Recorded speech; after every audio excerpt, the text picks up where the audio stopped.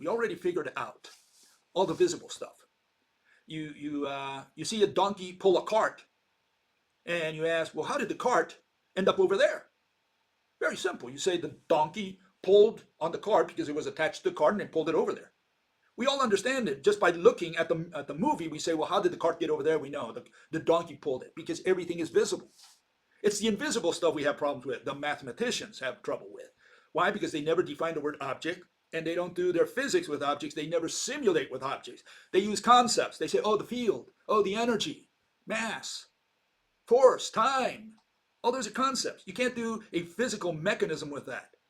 And see, when they talk about the donkey pulling on a cart, everybody said, well, that's clear. You know, the donkey pulled on the cart, baby stuff, everybody can understand it. But, you know, what if you couldn't see some of these invisible things, which is the problem that mathematicians have? They don't see the invisible mediators, and that's when they all go bonkers. They say, oh, how did that happen? And here you have a situation. Let me show you. Hey, here you have a box being pulled up. And you say, how is that box being pulled up? It's magic.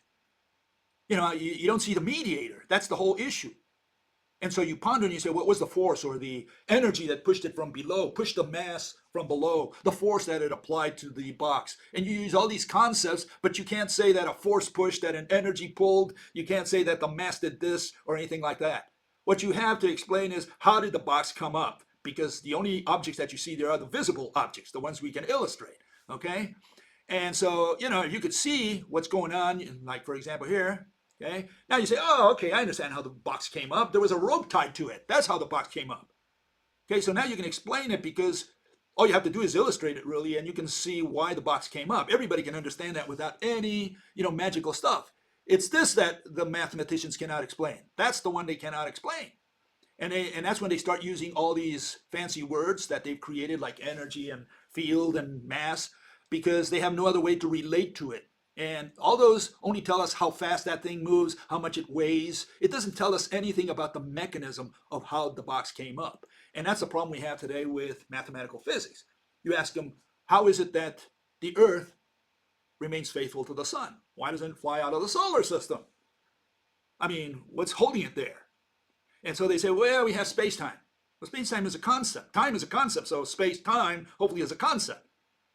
And they say, well, it's unimaginable, four-dimensional. No, you're talking about concepts. All concepts are unimaginable because you cannot imagine because there's nothing to visualize. So you can't say that time mixed with space is a mechanism that prevents the Earth from flying out of the solar system. That's the issue. And so that's where we run into trouble. Okay? You have to explain the mechanism.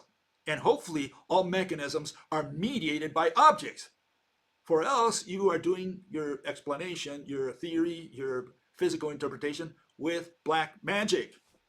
You're saying there's nothing there between the Earth and the sun, but the Earth doesn't fly away. And it always goes around in the same circle, more or less, right? Always around and around. Doesn't fly out. We've calculated how fast. We know how much a second is, how much a year is. We know all the speed, the mass. We know all that stuff. We've calculated all that. We've measured it. Great. We still cannot, not a single mathematician on planet Earth can tell you why that Earth doesn't fly out of the solar system. And the only way you're going to explain it is just like we had to explain it with the pulley.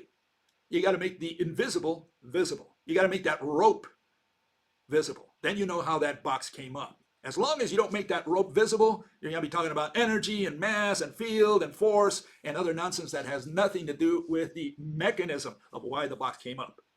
So that's the difference between physics and mathematics.